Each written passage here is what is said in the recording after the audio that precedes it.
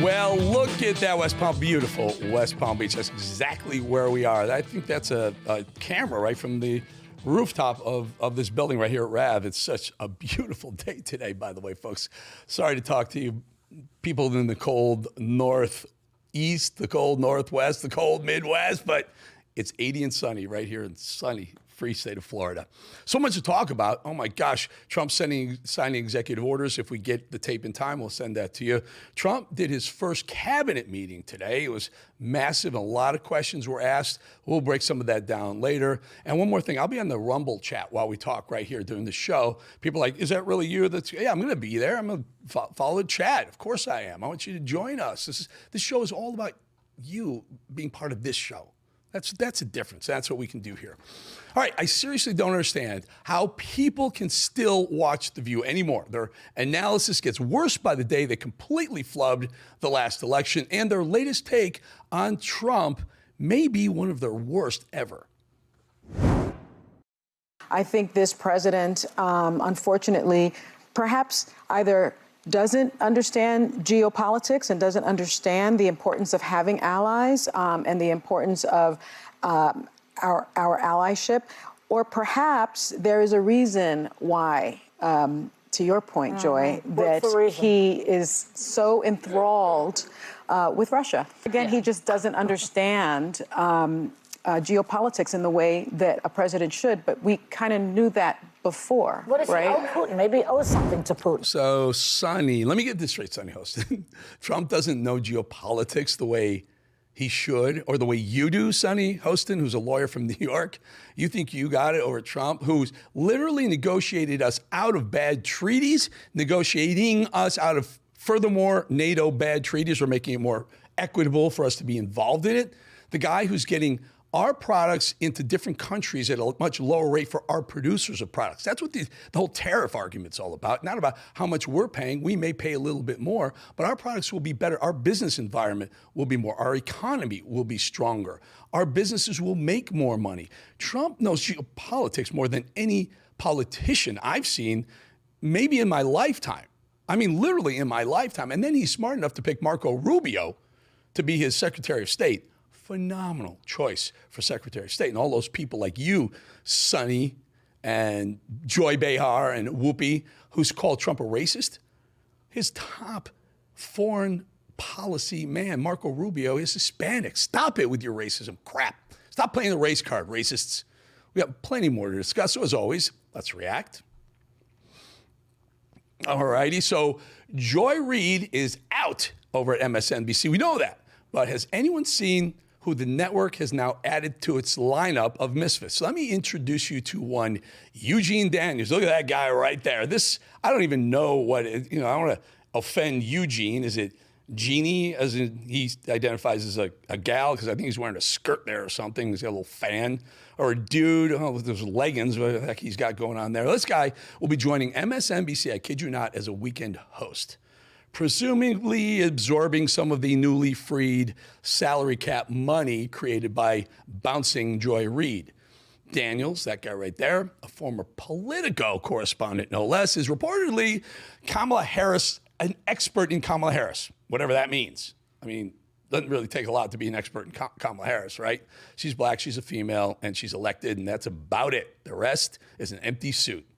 And this guy's also known to be a walking Beyonce encyclopedia. MSNBC, what are you trying to do? You get rid of Joy Reid, the biggest racist on the planet. Okay, fine, smart, good move. But then you're replacing it with, you think this guy is going to be, he's going to reach out to your centrist Democrats or your independents or maybe your liberal-leaning Republicans that you're trying to get? You're moving in the wrong direction, my friends. But by all means, continue failing, because your failure is our success. We'll take all your viewers, all your independent viewers at least the ones with common sense. Well, moving on to one of my favorites of all time, Congresswoman Jasmine Jazzy Jazz Crockett, who kept it short when asked what she would say to Elon Musk if she had the chance to speak directly to him. Roll it. If you could speak directly to Elon Musk, what would you say? F*** off. That's it. Nice, right? We pay her $174,000 a year. She's a U.S. Congresswoman from Texas, who, by the way, also is cheering for Mexico and Canada to beat Donald Trump in the trade wars. That didn't go so well for her. Well, that's an incredible maturity, again, from America's dumbest Congresswoman. Again, Jazzy Jazz, debate. Anytime, your place, my cameras, your topics. What do you say? Of course, Jazzy Jasmine ignorance didn't stop there. She was all worked up about the spending bill, claiming it wouldn't pass without her help. Notably, she slipped another F-bomb into her very next response. And while she was busy whining and cursing like a toddler outside of Congress, the bill passed with ease. But we're in the minority. But so long as we stand strong and not one Democrat falters, let me tell you, there are going to be Republicans that don't want to vote for this, and they can't lose more than one vote.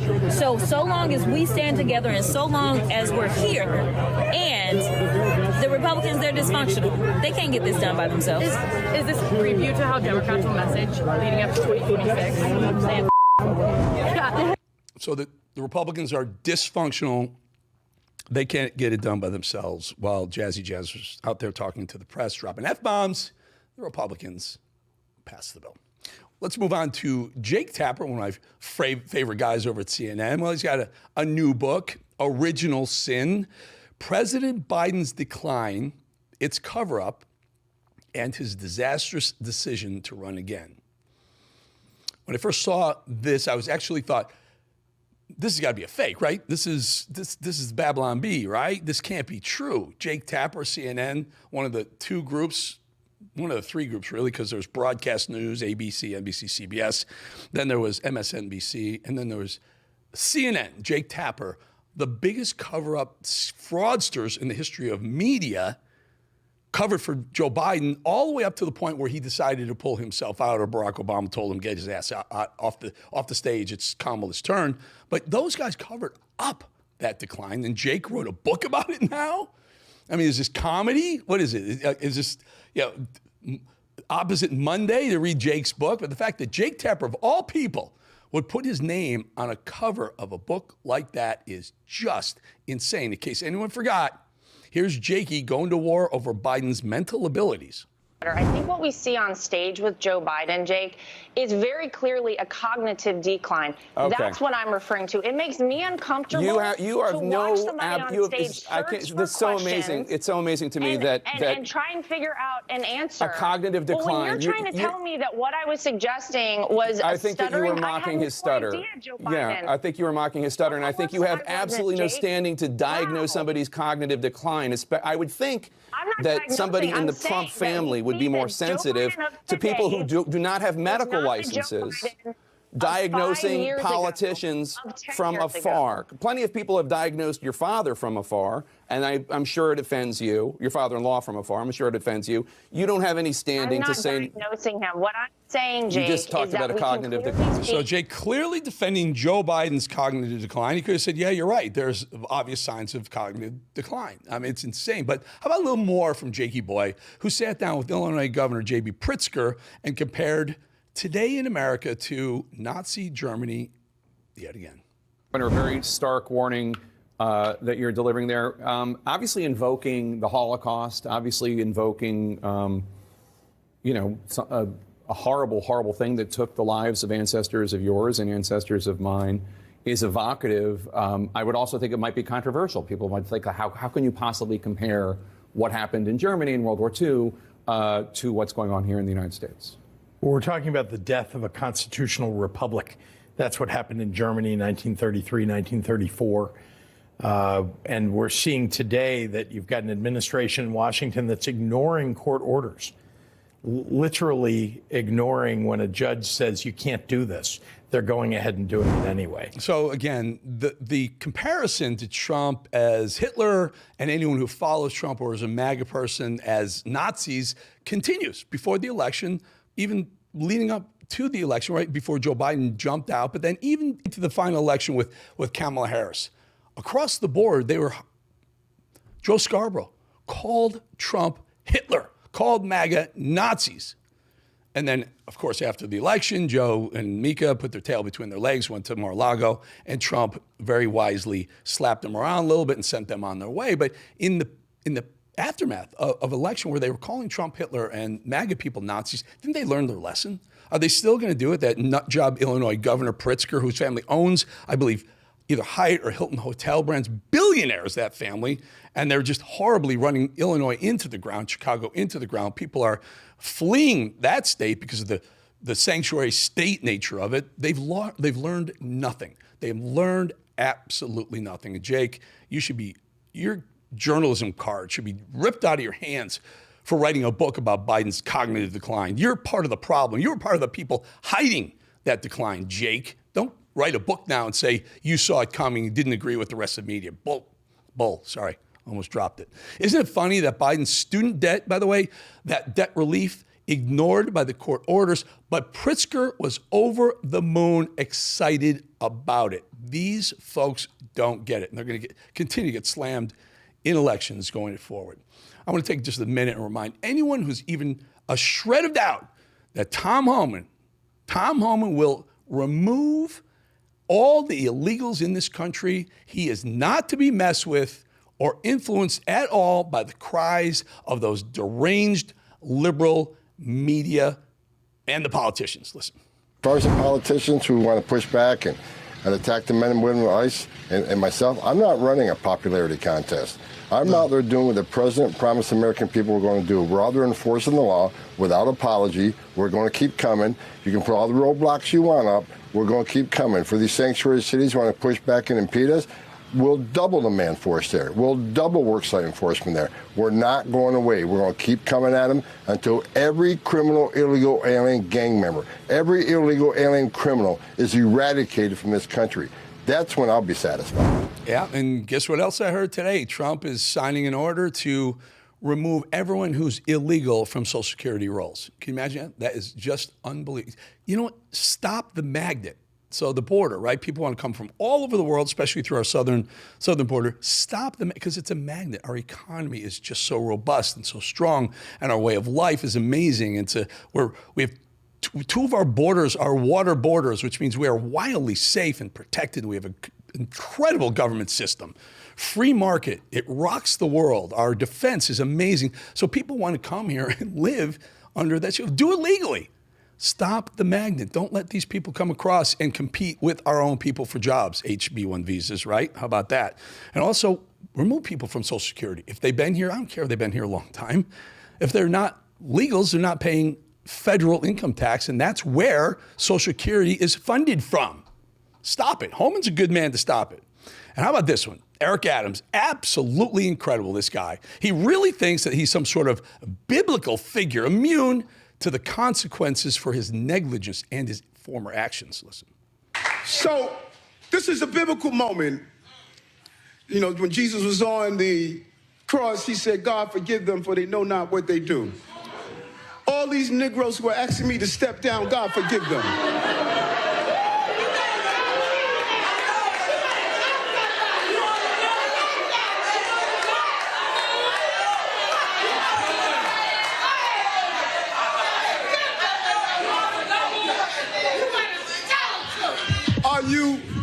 Are you stupid? I'm running my race right now. So everyone wants to embrace Eric Adams because he was a staunch Democrat. Let's not forget that's the Eric Adams who defied Trump, called him some really nasty names, some really, really mean things in the first 3 years of the Biden administration. Eric Adams was a staunch defender of sanctuary cities and sanctuary states. He said, bring all the illegals here. We're not sending them back. We'll fight ICE. We'll fight everyone, anyone that wants to pull people out of the city of New York. And it became an absolute dump. It became disgusting. A beautiful hotel, luxury hotel filled up with illegals They paid $220 million to the government of Pakistan for that hotel. And now all of a sudden, Eric Adams gets investigated by his own party, by Democrats in the Southern District of New York. And now he wants to become a MAGA. He wants Donald Trump's protection. Now he wants it. Folks, you can do this. I did this with Lindy Lee on Piers Morgan's podcast the other night. Lindy Lee was a major Kamala Harris advisor, fundraiser, donor. She was all about Kamala Harris up till the election. Day after the election, she says, I've been conservative all along. I'm a Trump conservative. I say be careful. Beware of these people. They're Trojan horses, and they're going to screw you. And the minute Trump's not president anymore, they're back to doing their same old stuff. Voice of God in my ear, MD telling me it's time to go to break, folks. We'll be right back.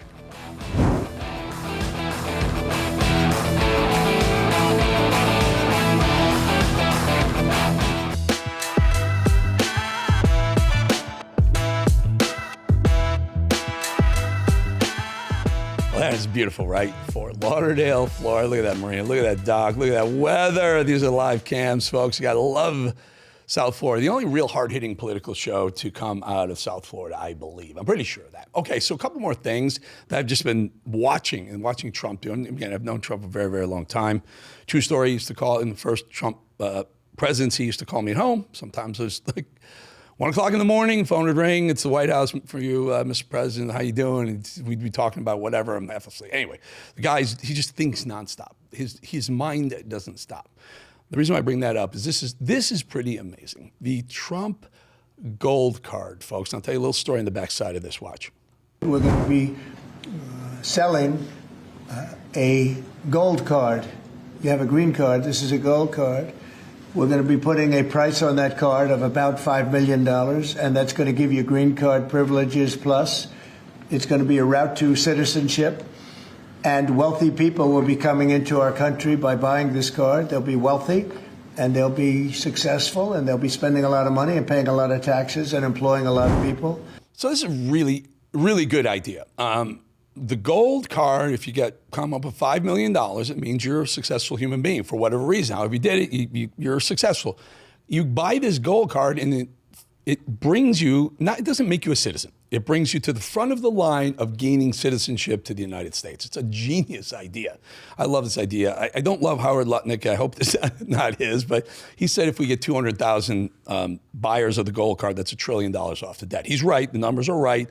It's fantastic. Little story, though, in Trump 1.0, I was just thinking one day, why don't you guys do a Trump card and call it, have a credit card called the Trump card. And if you want to give out EBT money, you want to give out assistance, help to underprivileged people in the country, give them a card. They have the EBT cards right now. They're black.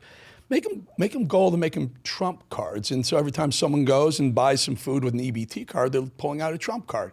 I sent it into the White House. They liked it. It never went anywhere, but they reversed it and flipped it and twisted it into a pretzel and made it something even better. Look at that, Trump $5 million gold card. You will get very, very successful, smart people coming into the country. It doesn't do anything about our regular immigration process. It still happens. These people get to jump the line, and I think this is a wonderful, great idea. Not an elitist, but you want the brightest and the smartest people to come to this country. Staying on the gold theme, listen to this. We're also going to Fort Knox. I'm going to go with Elon. And would anybody like to join us? Because we want to see if the gold is still there. We want to see. So this is really, really important. So the idea is Elon Musk has said he wants to go to Fort Knox and find out how much gold is actually in Fort Knox. Now I'll take you through this story. I used to be a gold trader. I was a Wall Street gold trader for many years, 12 years, gold and oil. I spent my whole life trading gold and oil.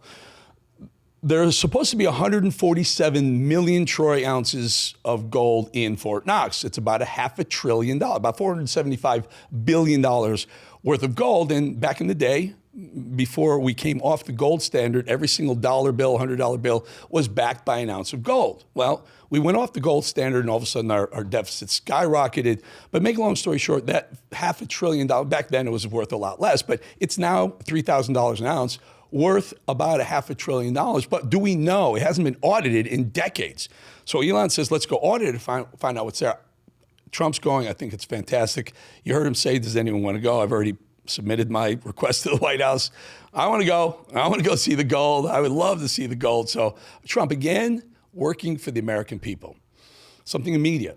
I love the media. I've been around the media my whole life. Rachel Maddow absolutely disgraced herself and her network after her good buddy, Joy Reid, was sent packing. Truly a miracle she still is employed after this rant. Take a listen. There is no colleague for whom I have had more affection and more respect than Joy Reid. I love everything about her. I have learned so much from her. I have so much more to learn from her. I do not want to lose her as a colleague here at MSNBC. And personally, I think it is a bad mistake to let her walk out the door. I will tell you, it is also unnerving to see that on a network where we've got two non-white hosts in primetime, both of our non-white hosts in primetime are losing their shows, as is Katie Fang on the weekend. And that feels worse than bad. No matter who replaces them. That feels indefensible, and I do not defend it. Couple thoughts here. Couple thoughts. First of all, I come from a place where if I ever spoke about my bosses at Fox or just about any other network I worked at, in that light, calling them out for mistakes they made and hope you fix it on air. Fox, they were going to break. Control, the second floor would have called and said, go to break. And that would happen just about every single network across the board. You have a right to say that, Rachel, but I find you a hypocrite because you're making $25 million a year for working one night a week. You work Mondays, one night a week, and you're going to get $25 million a year. And by the way, aren't you white? I think you're white.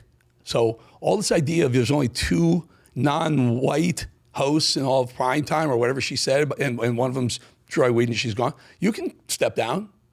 You can step down, Rachel. They'll improve the odds a little bit better. I don't know. Quit being a hypocrite. Anyway, our good friend Megyn Kelly absolutely ripped into Rachel Maddow for this one. Listen. Really is one of the most, maybe, is she the most annoying people on television. She oozes sanctimony and self-righteousness. And here's the real capper.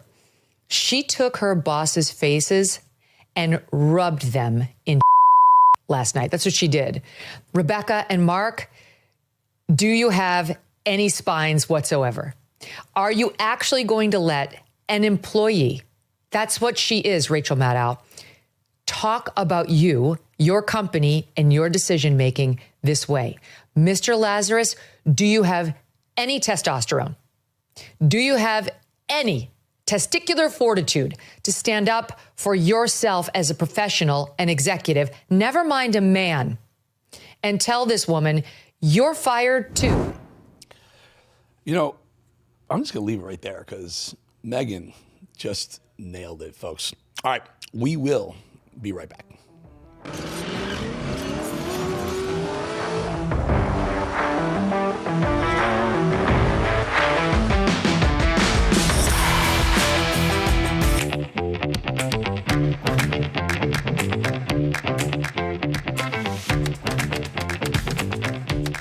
All right, MD, keep that New Smyrna Beach photo. Yeah, look at that video. Look at that, folks. That's live. And let me see the cars on the beach. You can drive on the beach in New Smyrna Beach. It's due east of Orlando, about 40 miles or so. And I know this because I pretty much grew up on that beach right there. Wonderful place. Just a quiet little sleepy little town. It happens to be also the shark bite capital of the world, if I'm not mistaken. But for whatever reason, the jet stream in the water, or whatever it's called, just the Gulf Stream, I guess, where it comes around and heats the water up and brings it real close to shore. So a lot of people get bit there. I never got bit, I can tell you that. All right, James Comey, well, he's in hot water, honeypot hot water, that is, folks. Could this be the moment we finally see a bad guy getting what's coming to him or her in the swampy world of the D.C. swamp? Because there are those bad guys out there, you know, in the open. We know who they are because they're loud. They can't help themselves. Chuck Schumer, I'm thinking Adam Schiff, Shifty Schiff. Liz Cheney, bad lady. Hillary Clinton, bad woman. There are bad players who also have power and also feel empowered that they're above the law. And that's because they're protected by the swamp, by the deep state. Then there are actors who lurk somewhat beneath the surface a little bit. They hide behind a veneer of law and of doing good, but in fact, they're politicized. They're on the wrong side of the law, and they're not at all good people. They hide behind the trust Americans place in the agencies that they work for. Think Anthony Fauci, think Merrick Garland, think James Comey. Fauci's gone, security clearance is gone as well. Thanks for that, Donald Trump. Merrick Garland, that disgrace, Attorney General, former Attorney General, he's gone too. But James Comey, he's not gone. He's very much still around and often has some things to say when he should probably keep his mouth shut. You see, Joe Biden, or rather the commie minions around Joe who protected him, who ran the country at the end of that presidency, they issued a bunch of preemptive pardons for some of the really disgusting and unpatriotic Americans. On that list, his corrupt, money-hungry family, the Bidens, Anthony Fauci got pardoned, and any members of Congress, Republicans, who served on the bogus January 6th investigation committee, but not on that list, James effing Comey. He's one of the absolute worst. It's reckoning time for James Comey, too, and he knew this was coming, didn't he? Are you concerned that it may get a test unlike any other if Donald Trump is reelected? I mean, when you think about a second Trump administration, what do you think the implications would be for the FBI? Oh, serious for the Justice Department and the FBI, because Trump is coming for those institutions. He knows their power, and I think he has regrets that he didn't work hard enough to corrupt them last time. So he's coming for them, and that's a danger for all Americans. Oh, yeah, not just for all Americans, Mr. James Comey, for you. FBI looking into James Comey's off-the-books honeypot operation targeting 2016 Trump campaign, the Washington Times. That's because the FBI will now look into James, by the way, Kash Patel and Dan Bongino's FBI will now look into James Comey's off-the-books operation targeting President Trump's first presidential campaign, 2016. As promised, Kash Patel said he would work to restore faith in the FBI, and this is a good start. It's a big one, folks. You see, as chief investigator for the House probe into Russian interference into the 2016 presidential election, Kash Patel led the effort to uncover FISA abuse. The court, remember, where FBI would have to go to the FISA court to get approval to spy on Americans, and they did that for Trump. And we now know afterwards, 8 years later, that that was illegal, and they were illegally using the FISA court. That's FISA abuse. Well, Comey exposed the Department of Justice's unlawful, and Kash Patel exposed it to their unlawful surveilling of Americans, including members of the 2016 Trump campaign. The alleged honeypot investigation is said to be separate from a 2016 FBI investigation. No, we all know this one. Crossfire Hurricane, which investigated whether the Trump campaign was colluding with Russia to influence the outcome of the election. As history goes, Trump fired Comey in May of 2017. Days later, Robert Mueller was appointed as chief counsel, special counsel, to take over Crossfire Hurricane, the probe. And as we all know now, there was no evidence of any Russian collusion. The FBI is reportedly starting an investigation into the allegations that James Comey-led FBI launched a honeypot operation to infiltrate the 2016 Trump campaign with two of its female FBI agents. Honeypot, get it? Remember when President Trump told us this happened? So the biggest scandal was when they spied on my campaign. They spied on my campaign. There's no real evidence of that. Of course there is. No. It's all over the place. Leslie, Sir, they spied on my campaign and they got caught. Can I say something? You know, this is 60 Minutes, and we can't put on things we can't verify. You won't put it on because it's bad for Biden. So a little anecdotal story right there.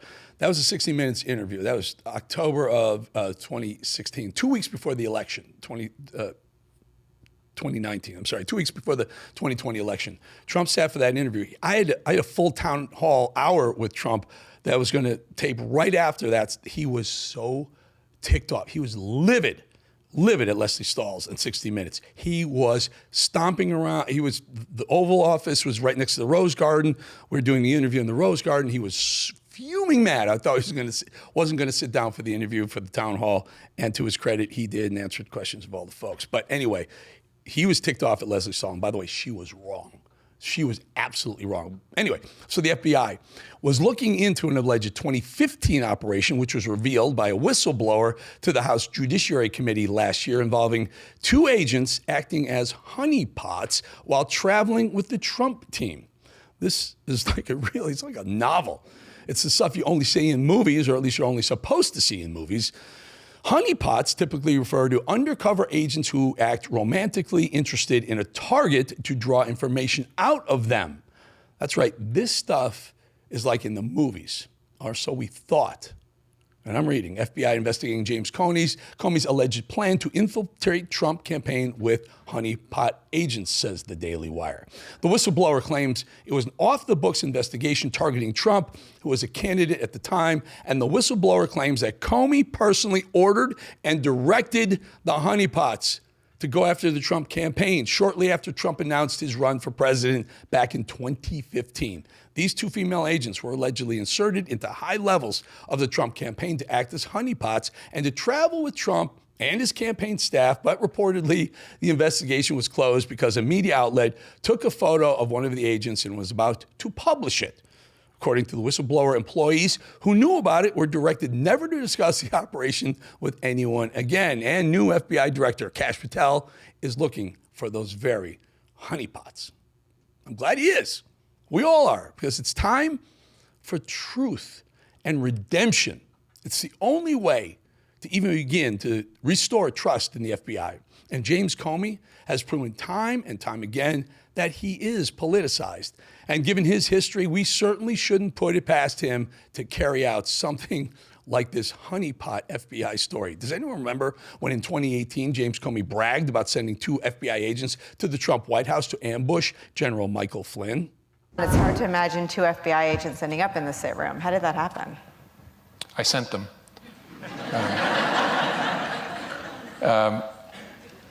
Something I probably wouldn't have done or maybe gotten away with in a more organized investigation, a more organized administration, in the George W. Bush administration, for example, or the Obama administration.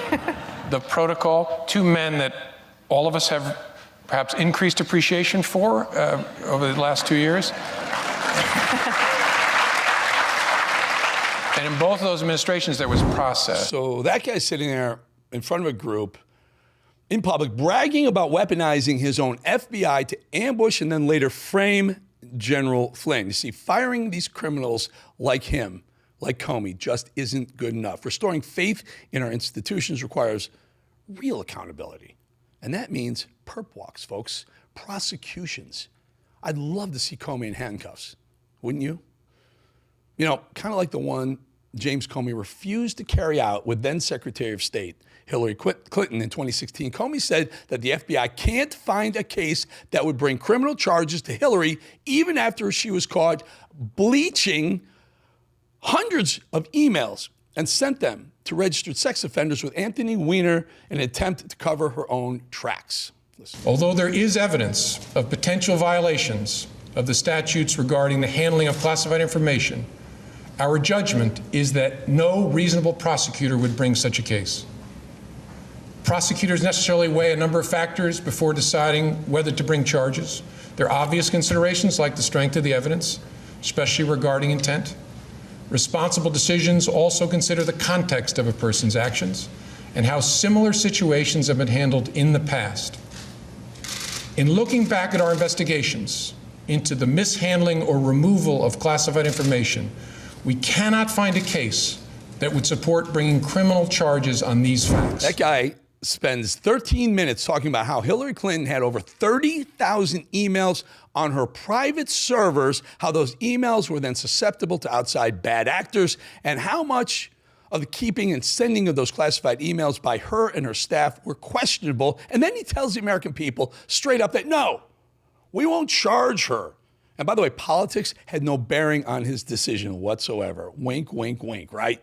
Any person who spent 15 minutes with a security clearance knows just how criminal her behavior was. And this, the worst, most egregious, most despicable, most heinous crime in the U.S. history was and is the Trump-Russia collusion hoax, yet not a single person has ever been punished for that horrific crime.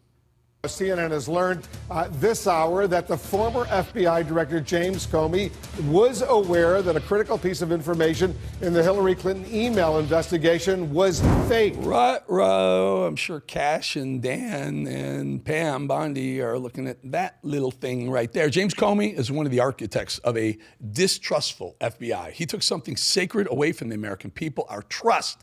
And the only way to restore that is by placing a cost on that so it doesn't happen again. Comey, the cost you're about to pay, it's time. You get what's coming to you. We'll be right back.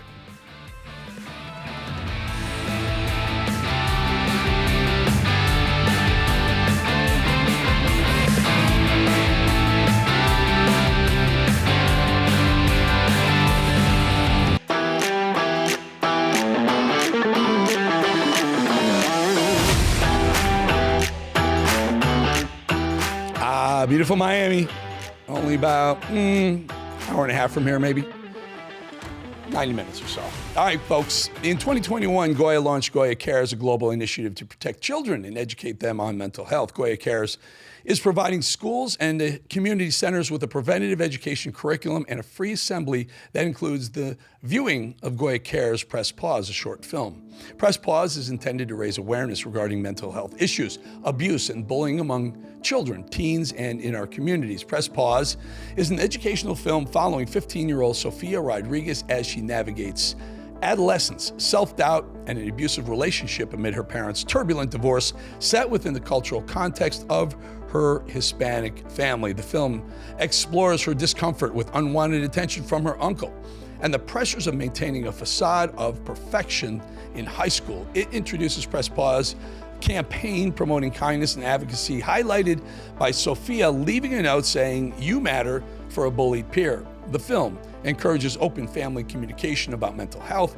and culminates in Sophia's transformative realization of her right to seek help through the power of empathy and small acts of kindness. Press Pause displays the importance of being proactive in supporting one's community and underscores the critical importance of self-advocacy.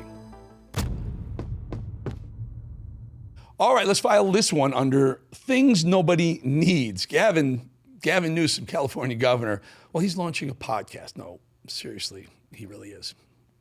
We need to change the conversation. And that's why I'm launching a new podcast. And this is going to be anything but the ordinary politician podcast. I'm going to be talking to people directly that I disagree with, as well as people I look up to. But more important than anything else, I'll be talking directly with you, the listener. Real conversations. What's going on with the cost of eggs? What are the impacts, real impacts to you around tariffs? What power does an executive order really have? And what's really going on inside of Doge? Look, there's an onslaught of information that we take in. So let's take it to the sources without the typical political mumbo jumbo. Don't you think Gavin should be worrying about his own economy? I mean, he took a thriving California economy, a $10 billion surplus, put it into a $20 billion deficit. I think you should be worrying about that, not playing around with podcasts, Governor. And you say anything but the ordinary politician, not the typical political mumbo jumbo, your words. Are you freaking kidding us with this? Newsom faces backlash after attending French Laundry dinner. Politico. Political mumbo jumbo, like say, I don't know, throwing a maskless party at a fancy, I'm going to say fancy, it's called French Laundry. It's $400 a plate dinner in that restaurant. It's the most expensive restaurant in the country during COVID, right in the middle of COVID, as a matter of fact, while forcing your whole state's population to endure draconian lockdowns and masks and school closings and business closings.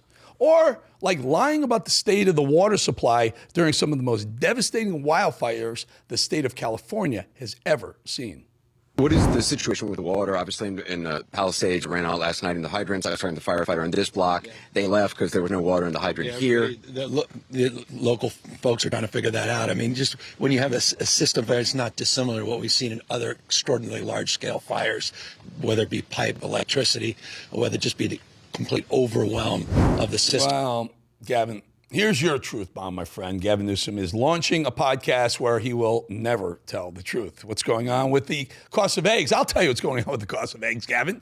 Your former supreme leader caused massive inflation and then killed a bunch of chickens for fear of bird flu. I can't believe I have to say this to you, but nobody wants this podcast. Not no one, not nowhere, and not know how. We just got rid of one bumbling communist idiot with Joy Reid finally bowing out in disgrace, booted from a network that still thinks Jen Psaki's ideas don't stink. Who's going to say something else? We're finally losing members of the legacy media. The leftist machines, media soldiers of propaganda are falling off one by one, dropping like flies. Americans are tired of listening to the lies, Gav. And now the world has to endure a podcast with Governor Gavin Newsom. How about fixing forest management in your own state? Or how about fixing water management so everything people own doesn't burn to the ground and we, the taxpayer, have to spend our money to build it back up? Or fixing the massive deficit you created, like I just said a minute ago, or massive homelessness crisis you were supposed to fix years ago. No, actually, Gavin says, nah, you know what I've got to offer instead? A podcast featuring me and my hair gel. The truth is not exactly Gavin's forte, like when he lied right to the face of a petrified citizen worried about her own house. Governor, you got a second? Governor, I live here, Governor. That was my daughter's school, Governor. Please tell me what you're going to do. I'm not going to hurt him, I promise. I'm literally talking to the president right now to specifically answer the question of what we can do for you and your daughter. Can I hear it? Can I hear your call? Because I don't believe it. I'm sorry. There's literally, I've tried 5 times. That's why I'm walking around to make the Why call. is the president not taking your call? Because it's not going through. So Why? I have to get cell service. So let's get it. Let's get it. I want to be here when you call the president. I appreciate it. I'm doing that right now. And it's to immediately get reimbursements, individual assistance, and to help you. I'm devastated for you. I'm so sorry. So in case you didn't catch that, folks, he was literally telling the woman he's on the phone with the president right now. He says, I'm literally talking to the president right now, Joe Biden. And then when she says, well, look, let me talk to him. And he's like, oh, hold on. A minute later, he's like, oh, there's no cell service here. I'm on the phone with the president right now. I mean, I'm not on the phone with the president right now. I will be, but I'm not right now because there's no cell service, because I'm lying to you, lady. He lied about the water issue, the lack of preparedness. That's who Gavin Newsom is. That's his political mumbo jumbo. The world has already seen plenty of Gavin in action, seeing a character study in narcissistic, sociopathic behavior. Actually, we should just call it Democrat behavior, whatever. Poor Gavin wanted everyone to know that he's a victim in all of that. During those tragic wildfires, he was upset. He was angry. He wants answers. So as LA burned to the ground, he went on a lib podcast to do brand PR crisis for who? The people of California? No, for himself. I want to know the answers. So I'm the governor of California. I want to know the answer. I've got that question. I can't tell you by how many people, what happened. My own team saying what happened, and I want to get the answers. And when I was getting, I'll be candid with you, I wasn't getting straight answers. Yeah. I watched the press conference. I met with some of those leaders. We had my team start talking to local leaders, saying what's going on. Our state, and you weren't getting straight answers from. I was getting different answers.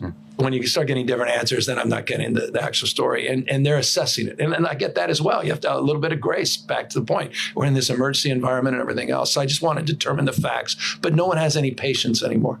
In this weaponized, back to the grievance of Trump, everyone else, there's immediacy. No, not my fault. Gavin's the victim. It's never Gavin's fault. That's who he is. That's Gavin's political mumbo jumbo. Gavin Newsom used taxpayer dollars to roll out the red carpet, pardon the pun, for the Chinese Communist Party, remove the hundreds of homeless people. Again, a major problem he promised to resolve years ago. Remember this, Gavin Newsom? We believe fundamentally that food solves hunger, that shelters solve sleep, and that housing solves homelessness. And if we're going to solve the problem of those that are out on the streets that we define as homeless, we better solve the housing problem if we're going to have an impact. And that's why we established this framework, what we call a 10-year plan to end chronic homelessness in San Francisco. So that was Gavin in 2008, a plan to solve homelessness within the decade. Since Newsom became governor, he spent $24 billion to end the homeless crisis. And the result, homelessness has increased by 40%.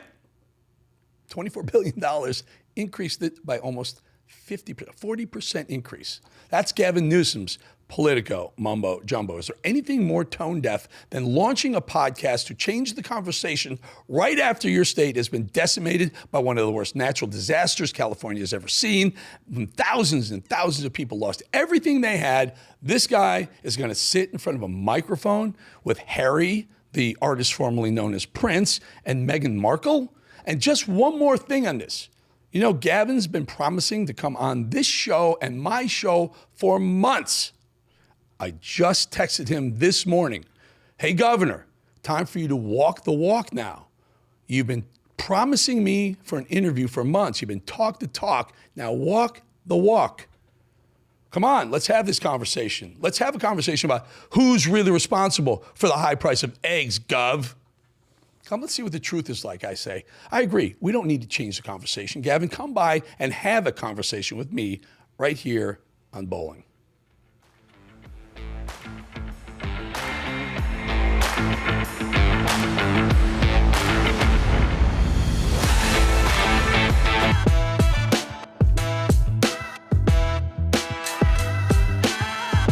Check it out, West Palm Beach. A beautiful roof cam making a spin around that gorgeous Florida sky. Almost 5 o'clock in the afternoon, probably 80 degrees, no humidity, nice breeze. Wonderful, wonderful West Palm Beach. All right, folks, have you seen the news from economists forecasting a depression, not just a recession, an actual depression by the year 2030? We're in a perfect storm as Social Security and Medicare hit a breaking point with the largest generation hitting retirement. A smaller workforce means a smaller tax base. Pair that with our growing national debt and rising cost of living, and we have a big problem. So what are you doing now to protect your family for the future? Gold is a safe haven in hard economic times, and Birch Gold, our friends at Birch Gold, they make it easy to diversify a portion of your savings into physical gold. Birch Gold will help you transition an existing IRA or 401k into an IRA in gold, and it doesn't cost you a penny out of pocket. Protect your future today. Text America to 989898. Get your free info kit on gold and a copy of the ultimate guide for gold in the Trump era, with a foreword by none other than Donald Trump Jr. There's no obligation, only information. Birch Gold has earned the trust of countless Americans looking to safeguard their savings. You can count on them too. Text America to the number 989898 today. All right.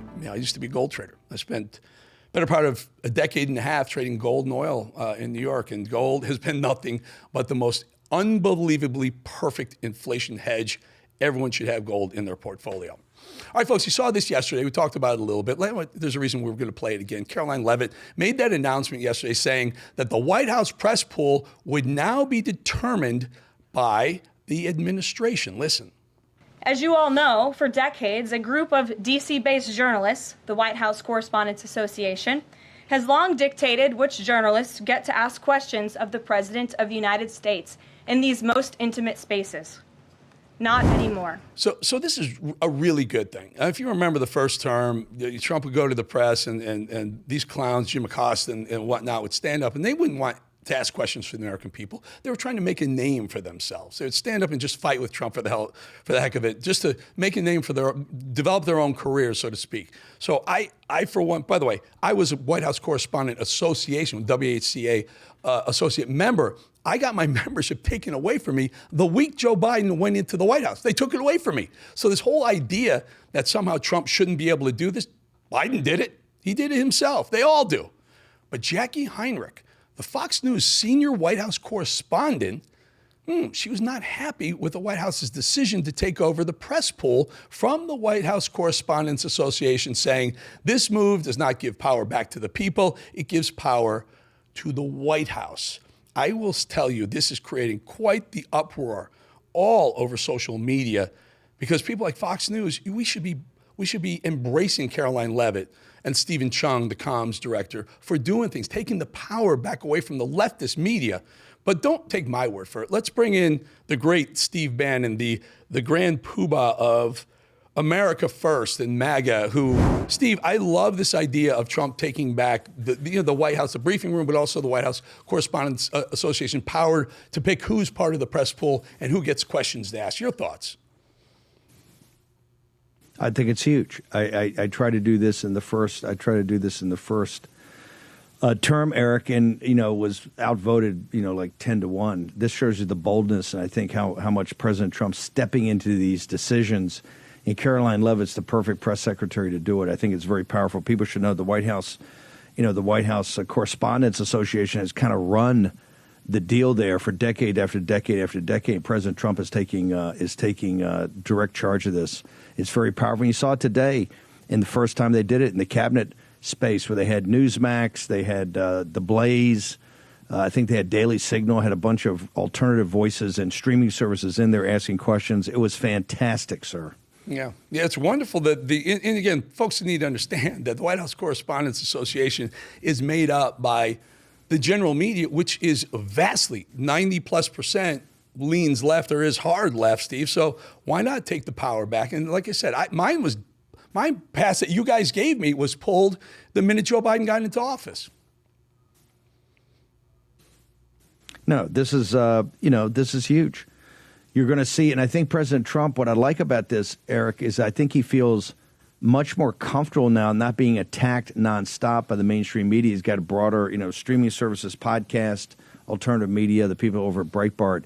They're asking better questions. They're asking questions to get information, not to attack. And that's why President Trump, I think it was an hour and 20 minutes today in the cabinet room in kind of a question and answer press conference. Today, he's doing executive orders. I think that's been pushed to 5. We'll have it up probably at 5:30 or 6. He's just dominating the information war here. I think it's fantastic, and I think we can expect a lot more to Caroline Leavitt and that team going forward. Looks great, Steve. I'll hand it off to you. And as always, folks, if you want to learn a lot about everything, watch The War Room with Steve Bannon. Thanks, Steve.